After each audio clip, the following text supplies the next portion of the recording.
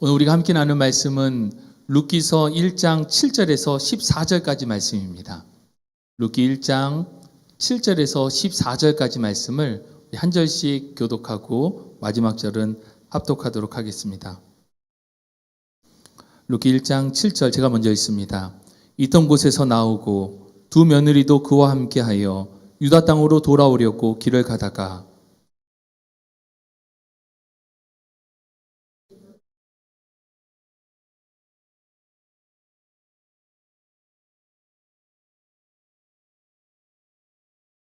여호와께서 너희에게 허락하사 각기 남편의 집에서 위로를 받게 하시기를 원하노라 하고 그들에게 입 맞춤에 그들이 소리를 높여 울며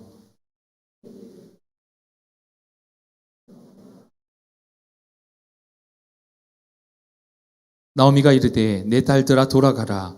너희가 어찌 나와 함께 가려느냐. 내 태중에 너희의 남편 될 아들들이 아직 있느냐.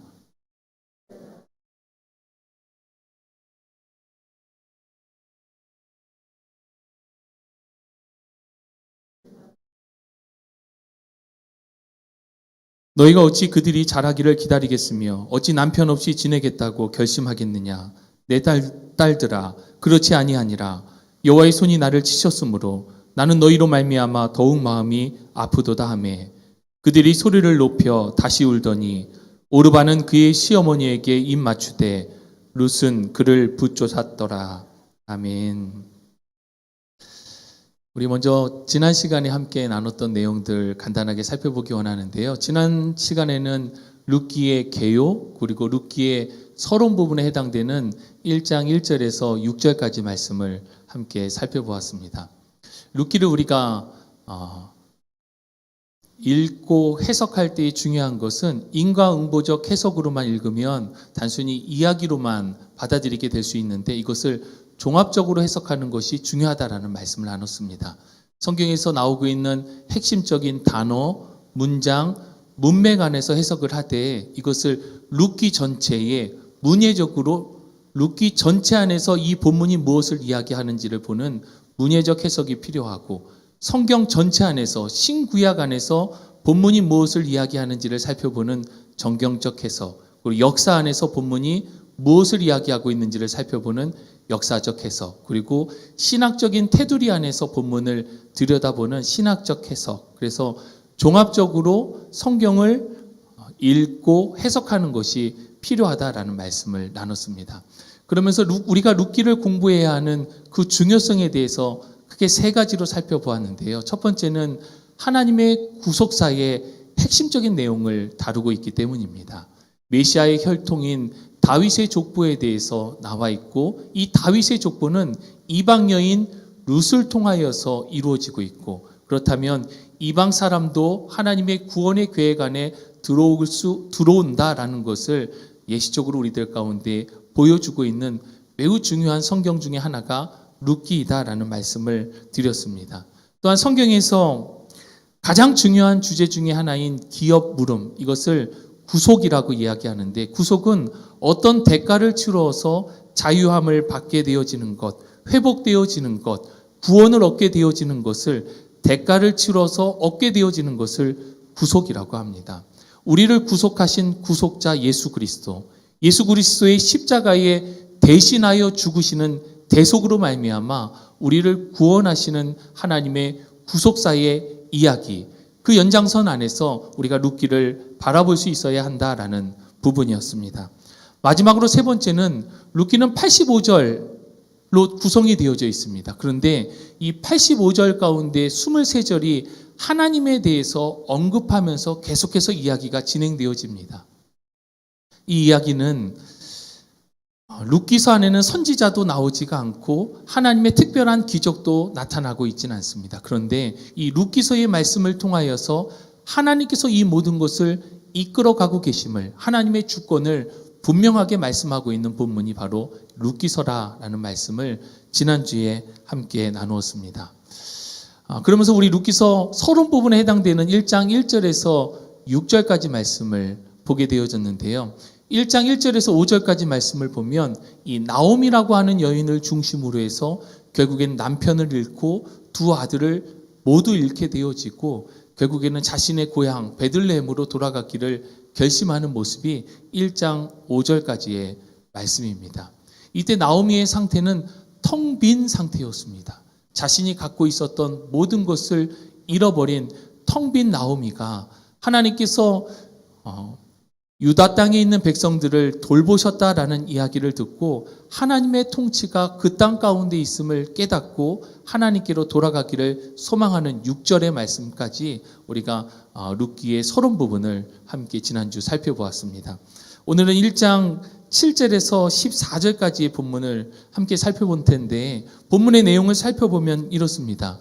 나오미가 출발할 때 혼자 출발한 것이 아니라 두 며느리 오르바와 룻이 함께 모압 집에서 출발해서 갑니다. 지난주 지도를 통해서 보셨겠지만 사해바다, 갈릴리 바다를 연결해주는 강이 요단강입니다. 이 요단강 오른쪽이 동편이 모압 땅이고 왼편 하단이 베들레헴인데 모압 땅에서 아마도 이 요단강가에 이르는 지점에서 나오미가 그 자부들에게 이야기하는 장면이 오늘 우리가 함께 읽은 본문의 말씀입니다. 나오미는 자신들의 며느리에게 너희들의 집으로 돌아가라라고 이야기를 합니다. 그때 며느리들은 돌아가기를 거절하고 재차 나오미가 또 돌아가라라고 이야기했을 때에 오르바는 자신의 고향 집으로 돌아가고 룻은 나오미를 붙쫓았더라라는 말씀으로 우리가 함께 읽은 7절에서 14절까지의 말씀이 이야기하고 있는 내용입니다.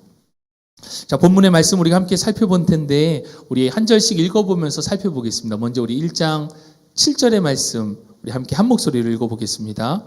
있던 곳에서 나오고 두 며느리도 그와 함께하여 유다 땅으로 돌아오려고 길을 가다가 유다 땅으로 귀한 길에 오르게 되어지는 이 장면이 바로 1장 7절의 말씀입니다.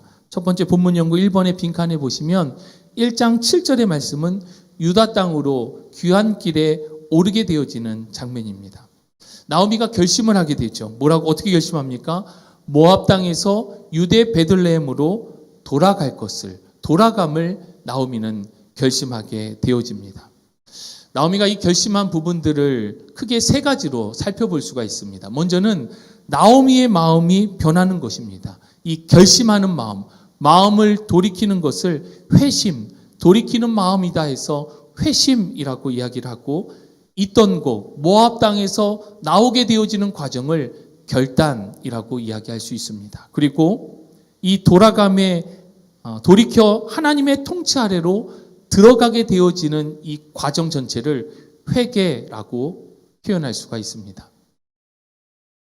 우리가 온전한 회개라고 할 때에는 일반적으로 이거 잘못한 것 같다. 하나님 이거 잘못했어요 라고 고백하는 것을 회개라고 생각할 수가 있는데 온전한 회개는 이 세 가지 단계가 그대로 거쳐지는 것입니다.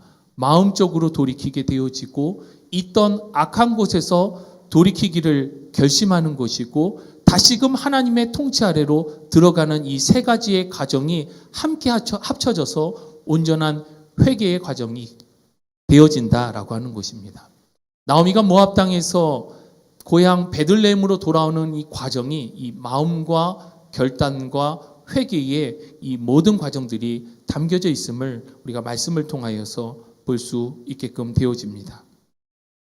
여기서 돌아감의 핵심은 하나님의 통치 아래로 들어가는 것을 이야기합니다. 어디로 돌아가는 것이 중요한데 하나님의 통치 아래로 돌아가는 것, 그것이 바로 돌아감의 핵심이다라고 하는 것입니다. 나오미가 귀환을 하게 되어집니다. 나오미가 귀환할 때에 성경은 자세하게 기록하고 있지는 않지만 두 며느리가 함께 모압 집에서 출발하게 되어지는 것을 보게 되어지는데 두 며느리가 함께 나오미를 따라갑니다. 여기서 따라간다라고 하는 표현 안에는 고향을 향해 돌아가는 시어머니에게 나오미의 두 며느리의 순종함이 담겨져 있다라고 하는 것입니다. 순종하는 마음이 있기 때문에 그 시어머니 나오미를 따라서 갔다라고 하는 것입니다. 따라가는 것, 그것이 바로 순종의 가장 기본적인 자세입니다. 우리가 예수님의 제자로서의 삶을 이야기할 때에 예수님께서 가셨던 그 길을 따라가는 것, 순종하는 것, 그것이 바로 제자도의 핵심이고 우리가 하고 있는 신앙생활의 핵심이 바로 이 따라감, 제자도, 순종이다라고 하는 것입니다. 두 번째, 나오미의 첫 번째 권면에 대해서 우리 함께 살펴보기로 원하는데요. 1장 8절에서 9절에 나오미가 두 며느리들을 향한 첫 번째 권면이 담겨져 있습니다. 우리 8절과 9절 말씀을 함께 한 목소리로 읽어보겠습니다. 나오미가 두 며느리에게 이르되 너희는 각기 너희 어머니의 집으로 돌아가라. 너희가 죽은 자들과 나를 선대한 것 같이 여호와께서 너희를 선대하시기를 원하며 여호와께서 너희에게 허락하사 각기 남편의 집에서 위로를 받게 하시기를 원하노라 하고 그들에게 입맞춤에 그들이 소리를 높여 울며. 아멘. 나오미가 며느리들에게 이별을 권면하는 장소는 아까 설명해 드린 것처럼 지난주 우리가 지도를 통해서 본 것처럼 갈릴리 바다와 사해 바다를 연결하는 이 요단강, 모압과 가나안 땅의 경계 지점에서 아마도 보냈을 것이다라고 많은 학자들이 이야기를 하고 있습니다. 요단강가에서 이렇게 이별을 권하는 장면 가운데에 나오미는 자신의 집으로 돌아가고 며느리들이 돌아가는 것은 어머니의 집으로 돌아갑니다. 그러니까 여기서 나오미가 며느리들에게 돌아가라라고 권면을 하고 있는데 그리고 나오미 자신도 자신이 속하였던 고향 베들레헴으로 돌아가고 있는데 이 돌아감에 차이가 있다라고 하는 것입니다. 나오미가 돌아가는 것은 하나님의 통치 아래로 돌아가는 것을 의미하고 두 며느리가 돌아가야 될 것을 권면하면서 두 며느리가 돌아가야 할 곳을 어머니의 집이다라고 표현하고 있습니다. 성경에서 굉장히 독특한 표현입니다. 일반적으로 내 아버지의 집으로, 아버지의 집이라는 표현이 성경에서는 일반적으로 사용되는 표현인데 오늘 성경 본문에서는 어머니의 집이라는 표현이 사용되고 있기 때문입니다. 어머니의 집은 아가서 3장 4절에도 나와 있고 창세기 24장 28절에 나오는데 어떠한 용법으로 사용되냐 들여다봤더니 사랑과 결혼과 관련돼서 이야기할 때에 어머니의 집이라는 표현을 사용하고 있습니다. 어머니의 집은 사랑과 결혼에 관한 용법으로 사용될 때에 사용을 합니다. 나오미는 그저 빈말로 며느리들에게 돌아가라라고 이야기하고 있는 것이 아니라 말씀을 보니까 여호와의 이름을 걸고 그들을 진심으로 축복하면서 돌아가라라고 이야기하고 있습니다. 계속해서 나오미의 진심이 담겨져 있는데요. 나오미는 며느리들을 향하여서 여호와 하나님의 축복의 근거로 며느리들의 선대함을 이야기하면서 며느리들을 축복하고 있습니다. 며느리들이 죽은 자들과 나오미 자신을 선대하였다라고 하는 것입니다. 여기서 죽은 자들이라고 함은 나오미와 함께 있었던 나오미가 잃은 엘리멜렉 남편 그리고 그의 두 아들인 기련과 말론을 뜻합니다. 우리는 이 선대라고 하는 단어에 대해서 한번 생각해 보기를 원하는데요. 아마 한 번쯤 우리가 들어봤을 법한 단어입니다. 헤세드라고 하는 단어입니다. 이 헤세드라고 하는 단어는 주로 하나님의 사랑, 하나님의 자비, 하나님의 인애를 표현할 때 사용되어지는데 실제적으로 그 용법을 보면 자비, 인자, 선함, 은혜, 긍휼 등을 한국어로 해석할 때에 이 헤세드라고 하는 단어를 번역해서 사용하고 있습니다.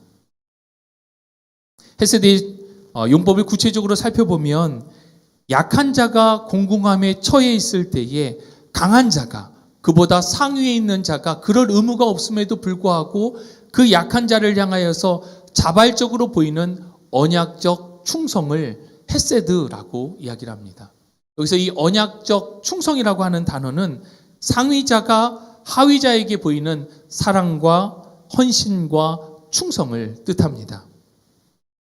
이 헤세드를 여러 가지 단어로 표현하고 있는데 그 가운데 가장 잘 표현한 단어 가운데 하나가 바로 인애입니다.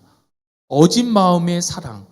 우리가 사랑하는데 그냥 사랑하는 것이 아니라 어진 마음, 긍휼히 여기는 마음, 자비의 마음을 가지고 그 사람을 향하여서 갖는 마음, 이것을 바로 인애라고 하고 일반적으로 하나님께서 우리들을 향하여 가지시는 이 헤세드가 바로 인애입니다. 그런데 오늘 본문에 나오미는 두 며느리들이 자신에 대하여 자신의 죽은 남편과 두 아들에 대해서 이 인애의 마음을 가지고 헤세드로 선대하였다라고 이야기하며 그들을 축복하고 있는 것입니다.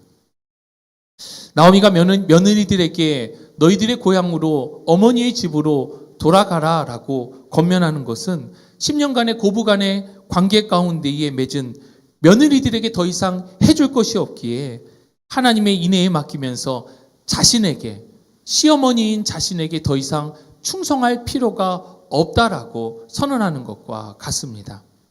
나오미가 며느리들에게 입을 맞추는데 나오미가 입을 맞추는 것의 의미가 바로 그것입니다. 자신과 며느리들의 헌신 관계에서 그들이 해방되었음을 선언하는 것이 바로 나오미가 며느리들에게 돌아가기를 권면하면서 입맞춤을 하고 있는 장면에 대한 해석입니다. 또한 이 입맞춤은 이별의 입맞춤을 뜻하고 있습니다. 나오미는 며느리에게 돌아가라라고 이야기하는 것이 나쁜 마음으로 또는 아무런 생각 없이 돌아가라라고 하는 것이 아니라 좋은 마음을 가지고 며느리들을 진심으로 하나님의 이름으로 축복하며 돌아가라라고 권면하고 있는 것입니다. 그러면서 나오미가 어머니의 집으로 돌아가라라고 하는 것은 돌아가서 새 남편을 만나 가정의 평안을 누릴 것을 진심으로 바라는 나오미의 마음이 담겨져 있다라고 하는 것입니다. 이때 나오미의 이러한 돌아가라는 권면과 축복의 권면 가운데에 며느리들의 반응이 1장 9절에서 10절에 나와 있습니다. 첫 번째 며느리들이 보인 첫 번째 반응은 울음이었습니다. 나오미가 돌아가라라고 축복하면서 며느리들에게 이야기할 때에 며느리들은 그 이야기를 들으면서 한없이 울었습니다. 며느리들은 나오미가 돌아가라라고 이야기했을 때에 울면서 나오미의 제안을 거절합니다. 어떻게 거절하냐면 어머니 저희는 못 가겠습니다 하는 것이 아니라 본문 말씀을 보면 나오미의 입장에서 며느리들이 거절하고 있음을 볼 수가 있습니다.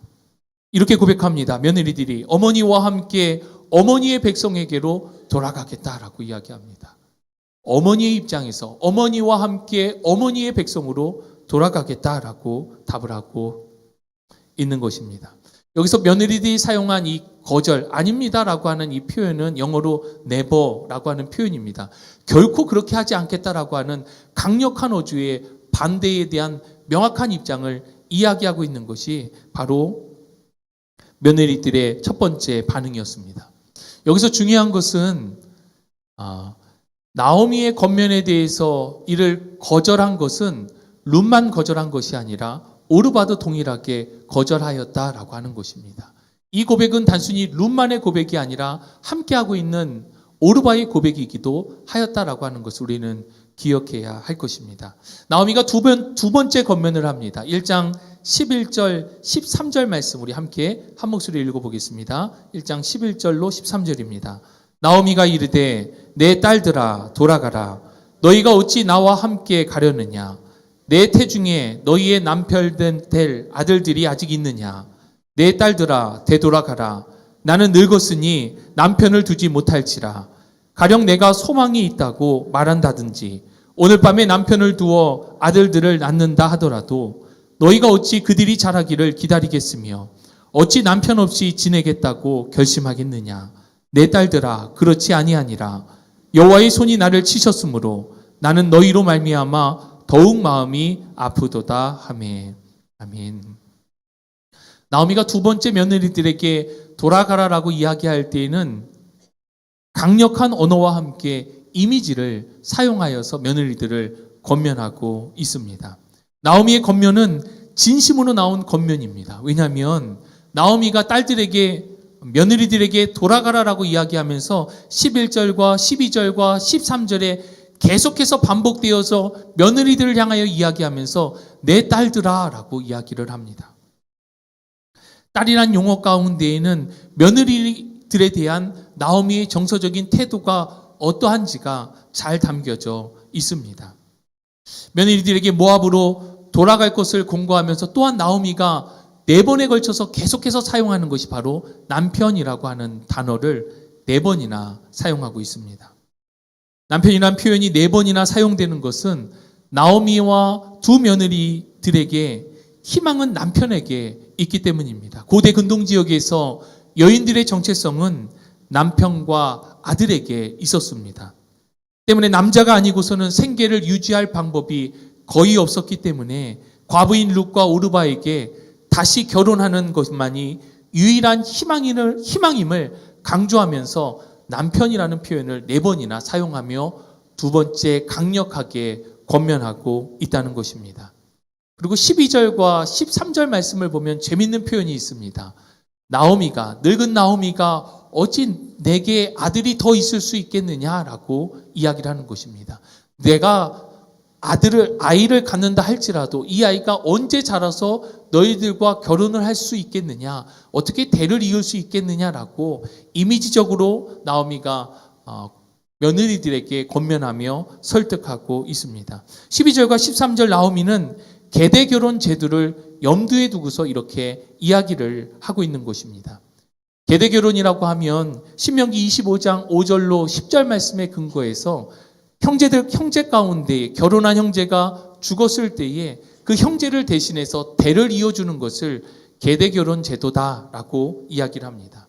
이 계대 결혼과 관련해서는 이후에 우리 룻기서 우리 중후반절에 함께 좀 더 깊이 연구하면서 살펴볼 수 있도록 하겠습니다. 나오미는 자신이 남자를 만나고 출산을 한다라는 가정을 들면서 현실적으로 불가능한 상황이다라고 이야기하면서 며느리들을 강력하게 설득하고 있습니다. 그리고 나오미는 연속된 비극의 현재 상황을 두고 여호와의 손이 자신을 쳤다라고 표현을 합니다. 성경에서 여호와의 손이라는 표현은 긍정적으로 사용이 될 때도 있고 부정적으로 사용이 될 때도 있었습니다. 부정적인 용법으로 사용될 때에는 여호와의 손은 재앙을 가져오는 하나님의 능력, 하나님의 심판을 이야기할 때에 여호와의 손이라는 표현이 사용되어졌습니다. 또 긍정적으로 사용되어질 때에는 하나님께서 베푸시는 하나님의 능력을 나타낼 때에 하나님의 손이라는 표현이 사용되어집니다. 본문에서는 부정적인 용법으로 하나님의 재앙, 하나님으로부터 온 심판이라고 하는 개념으로 나오미가 그것을 표현하고 있다라는 것입니다. 지금의 모든 상황이 나오미가 겪고 있는 모든 어려움들이 결국에는 하나님의 재앙 가운데 있는 것처럼 느껴진다라고 나오미가 고백하고 있습니다. 그런데 여기서 중요한 것은 나오미는 하나님의 손이 자신을 쳤다라고 고백하면서 그러면서 하나님의 손을 피하는 것이 아니라 하나님의 통치 아래로 들어가기를 결심해서 자신의 고향 베들레헴 유다 땅을 향하여서 가고 있다라고 하는 것입니다. 하나님의 손이 자신을 치고 있다라고 이야기하면서도 결국 나오미는 하나님의 통치 아래로 들어가고 있다라고 하는 것입니다. 나오미의 이러한 강력한 두 번째 권면에 며느리들이 1장 14절에 반응하고 있습니다. 우리 14절 말씀을 함께 한 목소리로 읽어보겠습니다. 그들이 소리를 높여 다시 울더니 오르바는 그의 시어머니에게 입 맞추되 룻은 그를 붙쫓았더라. 아멘. 나오미가 돌아가라라고 두 번째 다시 권면했을 때에 며느리들은 또다시 소리를 높여서 다시 울기 시작하였습니다. 나오미가 며느리들에게 이별을 뜻하는 입맞춤을 했습니다. 그런데 이번에는 오르바가 돌아가기를 결심하고 오르바가 입맞춤을 통하여서 그 시어머니 나오미와의 이별을 택하게 되어집니다. 반면에 룻은 나오미를 성경은 붙쫓았다라고 설명하고 있습니다. 여기서 붙쫓다라고 하는 단어는 굉장히 생소한 단어일 수 있는데 성경에는 다바크라고 하는 히브리어가 사용되어졌습니다. 일반적으로 이 다바크라고 하는 단어의 뜻은 애정과 충성심을 가지고 누군가와 결속하는 것, 함께하는 것을 다바크, 붙쫓다라는 의미로 사용이 되어집니다. 주로 언제 사용되어지느냐? 하나님을 따르는 표현, 하나님을 붙였습니다. 하나님을 향하여 다바크 하겠습니다. 라고 할 때에 하나님을 따르는 사랑과 충성으로 하나님과 함께하는 것, 이것을 다바크, 붙였다라고 이야기를 합니다. 이 다바크라고 하는 용어가 그런데 사람을 따를 때에도 사용이 되어지는데 성경에는 총 8번 사용이 되어집니다. 그 가운데에 4번이 룻기서에 계속해서 반복적으로 사용되어지고 있습니다. 1장 14절, 2장 8절, 2장 21절, 2장 23절에 이 다바크, 붙였다라고 하는 표현이 4번에 걸쳐서 계속해서 사용되어지고 있고, 창세기 2장 24절에 아담과 하와가 한 몸을 이루라고 할 때 결속된다, 사랑과 애정과 충성을 가지고 결속된다 할 때에 사용되는 단어가 이 다바크라고 하는 단어. 잠언 18장 24절에 어떤 친구는 형제보다 친밀하다라고 할 때에 정말 강한 우정을, 친밀한 우정의 관계를 표현할 때 이 다바크라고 하는 용어가 사용되어지고, 또 바싹 따라붙는 상태, 사사기에 나오는 18장 22절의 말씀이 바싹 따라붙는 상태를 이야기할 때도 다바크라고 하는 단어가 사용되어집니다. 즉, 이 다바크라고 하는 단어가 사람들과의 관계 가운데 사용되어질 때의 그 의미는 하나님을 따르듯 사랑과 충성으로 함께하는 상태, 그것을 바로 이 다바크, 붙였다라고 하는 단어로 사용된다라고 하는 것입니다. 우리가 이 본문 말씀을 대하면서 조금 생각해 봤으면 좋겠다라고 하는 질문 2가지를 좀 적어 놓았습니다. 첫 번째는 오르바는 과연 어떤 인물인가라고 하는 것입니다. 일반적으로 오르바에 대해서 이야기할 때에 오르바는 불성실한 사람, 불신앙의 사람으로, 대표적인 사람으로 본문을 설교하면서 이야기하는 경우가 많습니다. 그런데 본문을 자세히 들여다보면 성경에서는 오르바에 대해서 도덕적으로나 신학적으로 전혀 비난하고 있지 않다라고 하는 점을 우리는 주의해서 보아야 할 것입니다. 나오미가 과부가 되어지고 모든 것을 다 잃고 자신의 고향으로 돌아가듯 오르바 또한 시어머니의 2차례에 걸친 강력한 권면에 따라서 자신의 고향으로 슈브 돌아갔다라고 하는 것입니다. 나오미는 처음부터 자신이 돌아가겠다라고 이야기하지 않았고, 순종하여 오르바는 처음부터 돌아가겠다고 한 것이 아니라 나오미를 따라서 순종하면서 나오미와 함께 했습니다. 나오미가 집으로 돌아가라, 어머니의 집으로 돌아가라 이야기할 때에도 어머니 그렇게 말씀하지 마세요라고 이야기하면서 울면서 그것을 거절했었습니다. 나오미의 재차 강력한 권면과 설득에 따라서 결국엔 오르바가 2번째 권면에 따라서 돌아가게 되어지는데, 우리가 봤을 때 성경이 이야기하고 있는 오르바의 모습은 상식적이다라고 생각할 수가 있습니다. 예상했던 일, 상식적인 선택을 오르바는 하였고, 그 반면에 룻은 오히려 상식을 초월한 일, 예상치 못한 선택을 했다라는 것을 극명한 대조로 보여주고 있기 때문에 마치 오르바가 잘못한 것으로 보여지지만 실제로 오르바는 일반적으로 상식적인 인물, 보통의 사람들은 오르바와 같은 선택을 하면서 살아가고 있음을 우리는 주의해서 들여다보아야 할 것입니다. 어쩌면 신앙생활을 하고 있는 우리들도 상식적으로 내가 이만큼 할 만큼 했으면 나의 살 길을 찾아 돌아가는 것, 그것이 상식적이고 일반적이다라고 생각할 수가 있습니다. 그런데 성경이 오르바와 룻을 극명하게 대조하면서 보여주는 것은 오르바가 잘못되었다라는 것이 아니라 룻과 같이 상식을 뛰어넘는 결단, 붙잡는 모습이 필요함을 우리들 가운데 말씀하고 있다라고 하는 것입니다. 때문에 신앙생활하고 있는 우리들도 때로는 우리의 선택이 오르바와 같은 상식적인 일, 예상된 일들을 할 수 있습니다. 그러나 하나님께서 원하시는 모습은 상식을 초월하는, 붙잡는, 하나님을 붙잡는, 하나님의 사람을 붙잡는 선택을 하기를 원하시는 것이 하나님의 마음, 하나님께서 우리들 가운데 주시고자 하는 교훈이다라고 하는 것을 기억할 수 있기를 바랍니다. 2번째, 누가 여호와께 돌아온 여인인가라고 하는 것입니다. 본문에서 우리가 함께 살펴본 7절에서 14절 말씀에 돌아오다라고 하는 슈브라고 하는 단어는 4번에 걸쳐서 계속해서 사용되어졌습니다. 8절에 나오미가 며느리들에게 돌아가라 권면하면서 사용하고, 10절에 어머니와 함께 어머니의 백성에게로 돌아가겠다라고 며느리들이 고백하면서 사용하고, 11절과 12절에 나오미가 두 번째 며느리들을 권면하면서 또 이 돌아오다, 돌아가다라고 하는 이 슈브라고 하는 동사를 계속해서 사용하여서 이야기하고 있습니다. 이렇게 슈브라고 하는 동사가 지나치다 싶을 정도로 반복되어지는 것은 돌아오다라고 하는 이 표현을 성경 저자가, 기자가 계속해서 강조하고 있다라고 하는 것입니다. 정녕 모압에서 돌아온 여인이 누구인지를 드러내고자 하는 의도가 있다라고 하는 것입니다.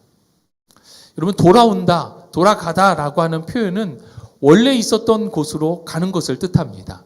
생전 가보지 않은 곳을 돌아가다라는 표현을 사용하지는 않습니다. 때문에 유대 베들레헴으로 돌아간다라고 이야기할 때에 돌아온 여인은 나오미라고 해야 맞습니다.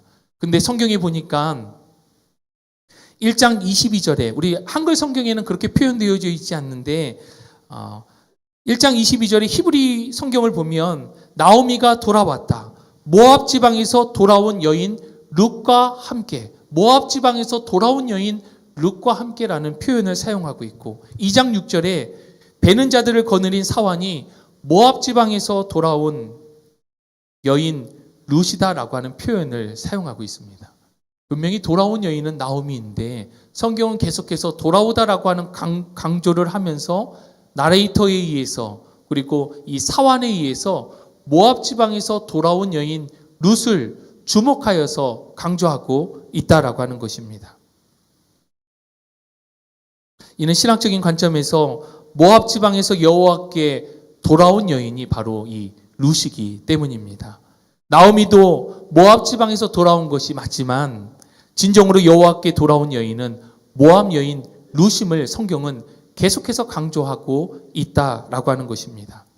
어떻게 룻이 돌아왔습니까? 시어머니를 붙임을 통하여서 하나님께 돌아온 여인이 되었다라는 것입니다. 이방 여인, 모압 여인 룻이 이 붙임을 통하여서 하나님께 돌아온 여인이 되었다라는 것입니다. 오늘 말씀을 통하여서 우리들 가운데 주시는 교훈에 대해서 우리 두 가지를 함께 살펴보기를 원하는데요. 첫 번째는 나의 돌아갈 집은 어디인가 라고 하는 것입니다. 성경에서 두 가지 표현이 대조적으로 사용되어지고 있습니다. 8절에 나오미가 며느리들을 설득하면서 어머니의 집으로 돌아가라 라고 표현을 하고 있습니다. 여기서 어머니의 집은 고난 중에 돌아갈 수 있는 이전의 자리를 뜻합니다. 그러니까 자신이 돌아갈 수 있는 자신의 길을 찾아가는 것을 어머니의 집, 이전의 자리라고 표현할 수가 있습니다. 반면에 대조적으로 10절에 어머니와 함께 한다라고 하는 이 표현 가운데에는 고난 중에 돌보시는 여호와께로 돌아가는 자리를 뜻합니다. 어머니를 붙잡았다, 어머니와 함께 돌아가겠다라고 하는 표현 자체에는 여호와께 돌아가는 자리라는 것이 담겨져 있다라고 하는 것입니다. 밑에 이 긴 줄이 담겨져 있는데 1번 어머니의 집 밑에 우리 빈칸을 한번 스스로 좀 채워보면 어떨까 싶습니다. 신앙이 아니었다면 내가 있었을 것만 같은 자리, 아니 신앙생활을 하면서도 자꾸만 나를 유혹하는 이전의 자리, 어머니의 집과 같은 그곳은 어디인지에 대해서 지금 나의 마음을 가장 흔들 수 있는 이전의 자리는 무엇인지 한번 우리가 생각하면서 자신의 모습을 돌아보면서 한번 그 빈칸에다가 적어볼 수 있기를 바랍니다.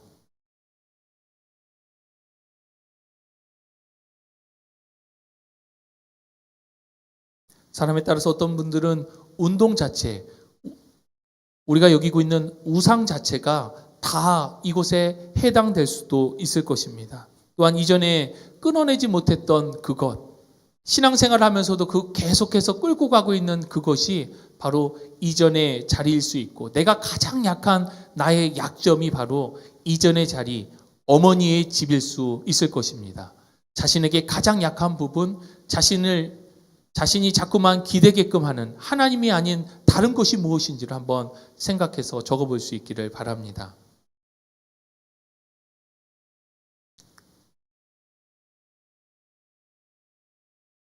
두 번째, 반면 대조적으로 어머니와 함께하는 붙잡는 여호와께 돌아가는 자리는 어떤 자리일까? 내가 붙잡아야 할 것이 무엇인가? 여호와께로 나아가는 자리는 무엇인지에 대해서 한번 구체적으로 우리가 한번 적어보았으면 좋겠습니다.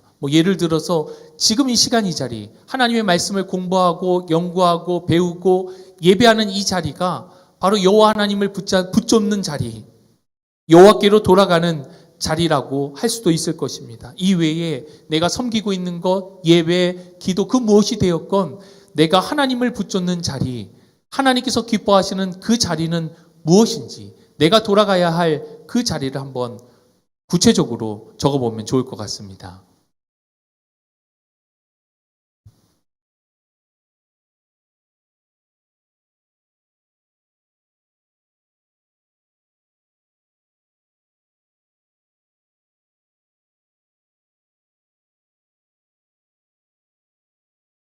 두 번째, 우리들과 우리 함께 고민하면서 나누고자 하는 교훈과 적용은 상식을 뛰어넘는 붙조침에 대해서 우리가 함께 생각해 보면서 교훈을 받을 수 있기를 바랍니다.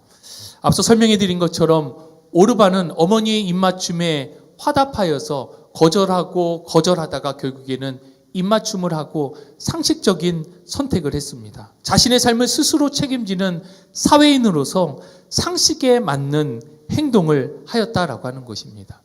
어쩌면 오르바의 선택은 인간으로서 최선의 선택이었을 것입니다. 계속된 어머니의 설득, 아무것도 해줄 것이 없다. 다시금 너의 어머니의 집으로 돌아가라. 여호와의 이름으로 너를 내가 진심으로 축복한다라고 하는 어머니의 설득에 응하는 것은 인간적으로 최선의 선택이라 할 수 있었을 것입니다. 누구도 비난할 수 없는 선택이었을 것입니다. 반면에 룻은 하나님을 붙잡는 신앙, 어머니를 붙잡는 신앙을 갖고 있었습니다. 신앙은 상식을 뛰어넘는 것이 되어야 합니다. 우리가 상식 안에서 상식적으로 통하는 것은 종교가 아니더라도 모든 것이 상식적으로 통할 수 있습니다. 그러나 하나님께서 우리들 가운데 요구하시는 것은 상식이 아니라 상식을 뛰어넘는 하나님의 말씀에 대한 순종함을 저와 여러분 우리들 가운데 요구하시는 것이 바로 신앙이다라고 하는 것입니다. 우리 신앙의 기준은 상식이 아니고 오직 하나님의 말씀이 기초이고 이 말씀에 대한 반응이 순종이기 때문입니다. 이 붙잡는 관계는 우리가 하나님을 붙잡을 뿐만 아니라 공동체 안에서도 붙잡는 관계가 되어져야 할 것입니다. 공동체라고 함은 가정 안에서의 부부와의 관계, 부모와 자녀와의 관계, 또한 붙잡는 관계가 되어져야 할 것입니다. 우리 앞서 단어 연구를 통해서 살펴본 이 붙잡다라고 하는 단어 가운데에는 하나님을 따르듯 사랑과 충성으로 함께하는 상태라고 이야기를 하고 있습니다. 하나님께서 우리들 가운데 사람과의 관계 가운데 있어야 할 것이 바로 헤세드, 인애의 마음인데 여기서 이 인애는 붙잡는 마음을 가지고 하나님을 따르듯 그에 대해서 사랑, 애정과 충성된 마음을 가지고 함께하는 것. 그것이 우리가 관계하고 있는 모든 공동체 가운데, 가정 공동체, 신앙 공동체, 우리가 섬기고 있는 공동체 가운데 있어야 할 모습임을 말씀해주고 있다라고 하는 것입니다.